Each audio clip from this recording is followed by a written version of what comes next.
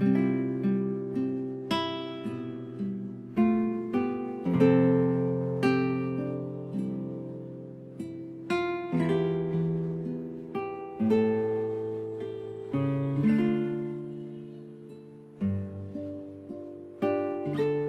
mabuting balita ng Panginoon ayon kay San Marcos. Noong panahong iyon ay may nagdala ng mga bata kay Jesus upang hilinging ipatong niya sa mga ito ang kanyang kamay. Ngunit pinagwikaan sila ng mga alagad. Naggalit si Jesus nang makita ito at sinabi sa kanila, "Pabayaan ninyong lumapit sa akin ang mga bata.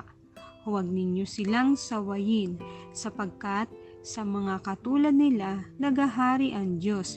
Ito ang tandaan ninyo.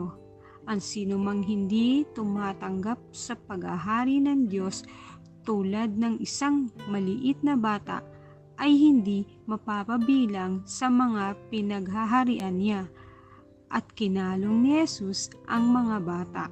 Ipinatong ang kanyang mga kamay sa kanila at pinagpala sila. Ang mabuting balita ng Panginoon.